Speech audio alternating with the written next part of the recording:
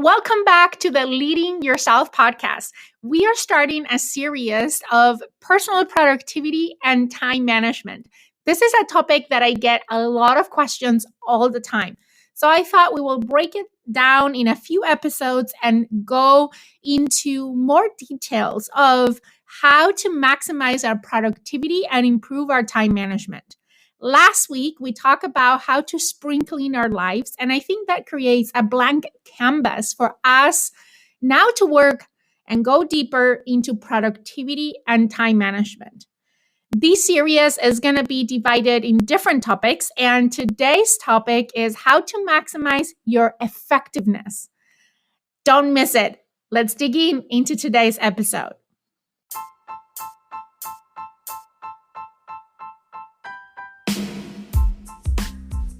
Welcome to the Leading Yourself podcast. This is your host, Carolina de Arriba. I'm an HR professional, health and fitness coach, wife, mom, and above all things, a goal-getter. In this podcast, we're going to be digging into all things leadership, professional and career development, habits, and relationships. This is a podcast for those who want to become the best version of themselves. Those who have big dreams and are willing to embrace the journey and put in the work to achieve them. My goal is to share with you the tools, tips, and tricks to help you in your journey. So let's dig into today's episode. Many people will agree with me that the core of time management can be broken maybe in two parts: effectiveness and efficiency. I would say there is a third component in this party, and that is energy. Effectiveness means doing the important. It means to prioritize, to focus what is needed to deliver the results, and to say no to things that are not in line with your bigger life goals. Efficiency, on the other hand, means to produce maximum output with minimum wasted input. This means the ability to do things quickly and accurately, to get a higher output using the same or a smaller investment of time and resources. And finally, I believe that managing your energy is a key strategy for boosting your productivity and overall happiness. In addition, if you don't take the time to take care of your own needs and to fuel the things that make you passionate, it can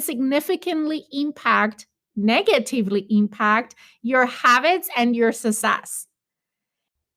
So the essence of time management is to first work on your task in order of importance, and second, to maximize your output for those tasks. And I would add to this even a third thing, which is maximize your ROE. What is ROE, Carolina? ROE stands for return on energy, or in other words, the energy that you gain after completing a specific task. Because at the end of the day, not only you want to be effective and efficient, but you want to live a happy and fulfilling life. Many people attribute their time management failures to being inefficient, when the real opportunity lies in being more effective. Effectiveness can be applied in two steps. If I simplify effectiveness, I would say it's broken down into steps. First is doing the important task over the less important task. And secondly, focusing on the important aspects of the important task.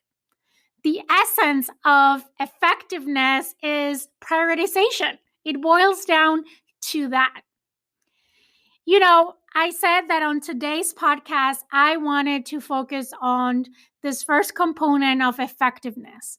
And when I think about effectiveness, my mind automatically goes to the 7 habits of highly effective people. Have you ever read this book? I know that I mentioned this several times on this podcast, but this is the book with capital letters, the book that has most impacted my life. If you haven't read this book, don't worry, I have your back. Go to the notes of the description of this podcast and you will find a link, 2 links. One, to get a free audible copy of The 7 Habits of Highly Effective People. If you don't want to read the whole book, I'm going to include a second link so you can get a trial on Get Abstract. Get Abstract, I love my membership on Get Abstract. Is basically a library with thousands of books that have been summarized. So you can read like a 5-minute summary of any book that you can think of. You can try it for free. And if you use the link on the notes of this podcast, after your trial, you can get a 20% off. So, okay, back to the 7 Habits of Highly Effective People. In this book, Dr. Covey, on habit number 3, first things first, he explains how to achieve effectiveness when it comes to time management. I remember I read this book and I took the training and I got certified as a facilitator for the 7 Habits back in 2004. And at that time, I watched a video. If you've ever taken any of the Franklin Covey trainings, they are known because of these amazing videos that they produce. And it's crazy, but it was back in 2004, and I can vividly remember these videos like if I had watched them yesterday. And this particular video, if you ever watch it, it takes you back in time to, I would say, the 70s or the 80s, just based on how people look in the video. But it's a really interesting video, and it's a video that created an aha moment for me when it comes to this topic of effectiveness as it relates to time management.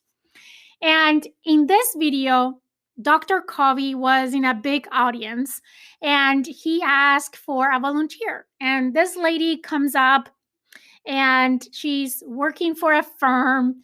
She's successful in her career, but she's really busy and she doesn't seem to have the time to do things like enjoy vacation or even have kids.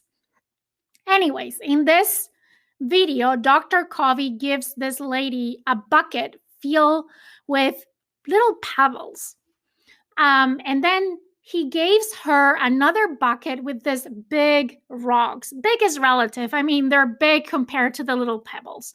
But these rocks, the size of a hand, and each rock is labeled with things like a customer call, an important project, vacation, church, community, kids, all things, work related, family related, relationship related, community related, from all aspects of your life, right? And they're different size, but they're all big rocks compared to the little pebbles.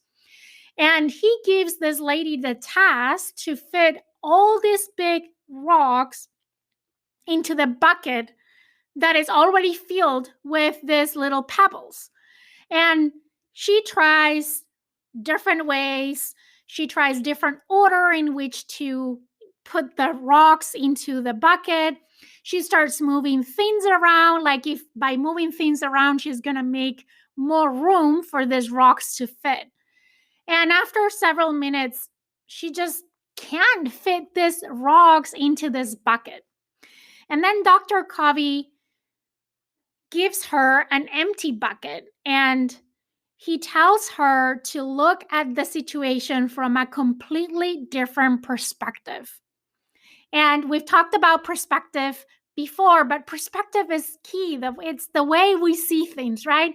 And he's asking her to look at this whole thing from a totally different perspective, from a totally different angle. And after a few seconds of thinking, she's like, oh, I got this. So she puts the big rocks in the empty bucket and they all fit in there. And then she takes the bucket that is filled with the pebbles and she starts to empty the pebbles on top of the big rocks, and the pebbles make their way through the cracks in between the big rocks and everything fits into that new bucket. So this taught me a big lesson in terms of my perspective on time management. On the 7 habits of highly effective people, Dr. Covey uses the analogy of the clock and the compass. When we talk about time management, the first image that we have in our minds is a clock.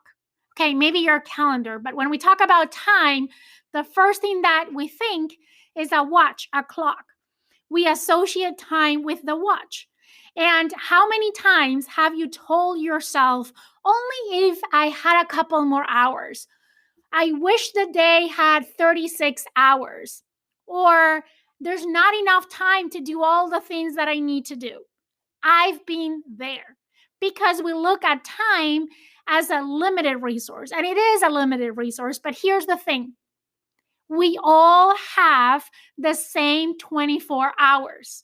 Yet, there is people that can achieve much more in those same 24 hours than you can, that I can. Why is that? And that boils down to time management and these three components of effectiveness, efficiency, and energy. And when it comes to effectiveness, we need to look at time from a different perspective. And in the 7 Habits of Highly Effective People, Dr. Covey says, forget about the clock. Use the compass as the instrument to measure time, to manage your time. And what he means is the compass is always pointing north. And in this case, you need to develop a time management system that is going to always point north, your true north. You know, the habit right before putting first things first is habit 2, start with the start in mind, with the end in mind, sorry. And in this habit, basically, is the habit where you create your personal vision and mission statement. We talked about goal setting and vision statement in previous podcast episodes. If you want to be effective in time management, you need to have clear what your vision is and what your priorities are. And that should be your starting point. Define what is your true north, and then create a time management system that is going to direct you and point you always to that true north. Because when you use the compass to make decisions as to how you use your time, that will help you identify what things you should say yes to and what things you should be saying no to, because they're not aligned with those life goals of yours, with your personal vision. So, also, in the 7 Habits of Highly Effective People, I learned for the first time this concept of the time matrix. And I want to talk to you a little bit about this time matrix because it's a great tool to prioritize using a compass. It's a great tool to identify where we should be spending most of our time. So let me dig into this concept of the time matrix. This time matrix has 2 components, importance and urgency. And when you connect these two, it creates a matrix with 4 quadrants. Quadrant 1 are things that are both important and urgent. Quadrant 2 are the things that are important but are not urgent. Quadrant 3 are things that are not important but urgent. And quadrant 4 are things that are neither important or urgent. So let's go a little bit deeper into each of the quadrants. Quadrant 1, things that are both important and urgent, is the quadrant where you find crises and emergencies. Is the quadrant of last minute deadlines and pressing problems and unforeseen events, that last minute request from the customer. Quadrant 1 screams for your attention because it's urgent and consequential in nature. However, many people fall into the trap of getting caught up in this quadrant. By spending all your time working on things that are important and urgent, you are going to become consumed in firefighting mode, tackling crisis versus trying to prevent problems from happening. Side effects of staying too long in this quadrant include stress and burnout and constant firefighting and always focus on resolving problems instead of preventing the problems in the first place. So, this is a quadrant where a lot of people spend a lot of time because it's calling for your attention, but it's one that we need to try to reduce the amount of time that we spend at. Quadrant number 3 is the quadrant of things that are not important, but they're urgent. We call this the quadrant of deception. Some people spend a lot of time dealing with tasks in this quadrant because they're confusing them with quadrant 1 type of activities. Quadrant 3, as I said, is the quadrant of deception or distraction. Things that we find in this quadrant are needless interruptions, unnecessary reports, irrelevant meetings, other people's minor issues, unimportant email tasks, phone calls, social media, all these things. The thing with this quadrant is that people believe that the tasks are important when they're not. So they tend, as I said, to confuse them with quadrant 1. For example, you might be spending a lot of time doing a report that you believe is important, but the thing is that no one is doing anything with that report. How many times have you missed a deadline on a report and you're nervous because you met the deadline, but a week goes by, 2 weeks goes by, and no one asked for that report, right? A lot of times we believe that things are more important than we think they are just because they have a deadline, but no one has questioned that deadline, and then we confuse them with quadrant 1 type of activities. A good way to differentiate this quadrant from quadrant 1 is to ask yourself, is this task related to my goals?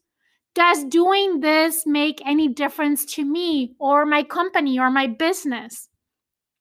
Focusing on activities in this quadrant results in short-term focus and many times being and feeling out of control of your life and not being able to stick to your goals and your plans because you're constantly distracted.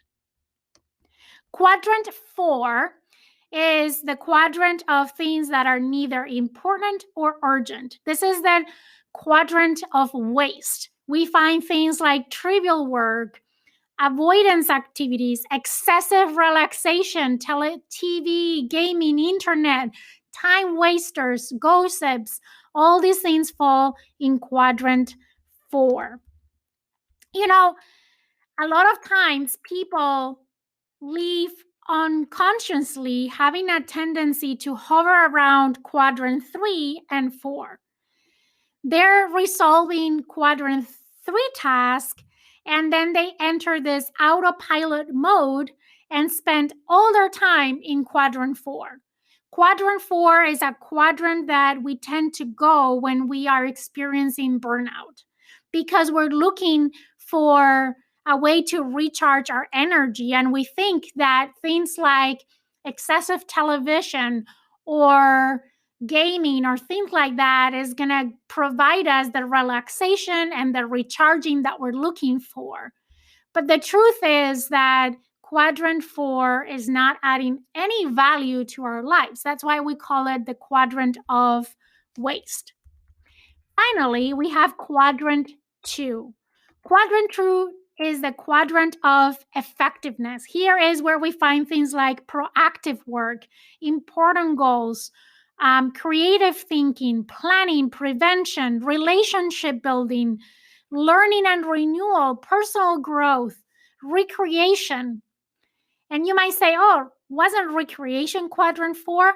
No, it's not, because remember, I used the adjective excessive relaxation on quadrant 4. We all need to relax. We all need recreation to recharge. The problem is when we do it excessively or mindlessly, is when it falls into quadrant 4. But if we are mindful and intentional about recreation and relaxation, those are part of quadrant 4. That is important, but not urgent. Quadrant 2 is about having personal leadership and focusing on the important tasks that matter. This quadrant, the tasks in this quadrant reflect your life goals and desires, which are linked to your life purpose. To correctly define them, you need to be clear on what your life goals are first. What is your mission? What is your personal vision? Where do you see yourself? Who do you want to become? What do you want to achieve? There are two reasons why tasks in this quadrant are neglected. The first one is because this task never become urgent until there is too late. So, for example, taking care of your health is a typical quadrant 2 activity. Taking care of your nutrition, exercising regularly, hydrating yourself, all these things are quadrant 2 activities because they're important, but they're not urgent. The thing is that when we start to neglect them because there is no sense of urgency. And after neglecting them for a while, then all of a sudden they become urgent, meaning they move from quadrant 2 to quadrant 1. When you receive that doctor's note that say, hey, you really need to lose weight, or you have diabetes, or you have whatever, and now there's a wake-up call for you to take care of your health. That now activity that was quadrant 2 has become quadrant 1. And what we need to do is quite the opposite. We need to try to move more out of quadrant 1 into quadrant 2 versus moving from quadrant 2 to quadrant 1. So the reason why we neglect quadrant 2 activities is because they're not urgent, and they don't become urgent until it's too late. Secondly, the second reason why we neglect this task is because compared to other quadrants, this task require more investment of your energy and your time in order to see results. Probably you're going to have to spend more time in order to see results. These are not things that happen overnight, but are things that probably are going to require you to develop consistency over time to see the results. However, quadrant 2 tasks reap the most rewards on the long term. You might not see short-term benefits of a lot of the things that you do in quadrant 2, but these are the tasks that are going to give you the most value on the long term. So this concept of the time matrix it was also an aha moment for me when I learned about this matrix. And now in my mind, I can very easily, when a task come my way, kind of categorize them in what quadrant they fall. And then I can make decisions as to where do I invest my time. So on the 7 habits of highly effective people, on this habit of putting first things first, the key is to, first of all, identify what are your big rocks. Those are going to be, first of all, your quadrant 2 activities and some of your quadrant 1 activities. And then the key is to be able to schedule those things first, to do those things first. Remember, I mentioned at the beginning of the podcast when I was talking about what is the secret for effectiveness? And I said there's 2 things that drive effectiveness. The first one is to do the most important task over the less important task. And that is exactly what you learn in this third habit of putting first things first, meaning do first the most important things, which are the big rocks, based to that analogy on that video that I share with you. So on the 7 habits of highly effective people, what Dr. Covey teaches us is that you need to create a time management system that puts first things first. And how does that look in real life? Let me share with you how it looks for me. So I do an annual planning, a quarterly planning, a monthly planning, a weekly planning, and a daily planning. I know it sounds like a lot, but really, I only spend 5 minutes a day doing this. It's really easy. And that investment, those 5 minutes that I invest first thing in the morning every day, creates such big impact in me being the most effective that I can be during my day. So every year, I share with you what is my goal setting process on previous podcast episodes. But I basically reconnect with my vision and I develop my personal vision for that year. Basically, what it is if I was sitting on December 31st of 2021 and looking backwards into the year, I try to imagine what would I like to accomplish? What do I want to accomplish by the end of the year? And I also have a long-term vision that obviously is guiding that short-term vision for the year. And then based on that, I set goals. And I break those on quarters. And I use this 90-day planning tool where basically I break down my big goals for the year into quarters. And then for every quarter, I make a 90-day plan. Basically, what are the things that I need to accomplish in the next 30, 60, and 90 days in order to hit that target that is going to help me achieve my annual goal. And then every month, I set priorities for the month. And basically, the key question that I ask myself in every stage of this planning is, what can I do in the next time block, whether it's the next quarter, the next month, the next week, or the next 24 hours, that is going to put me a step closer to that goal that I'm trying to achieve.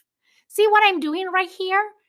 I'm constantly using that compass, which is my annual goals and my annual vision, as my true north. And my system, my time management system, acts as a compass because it's always pointing me to my true north.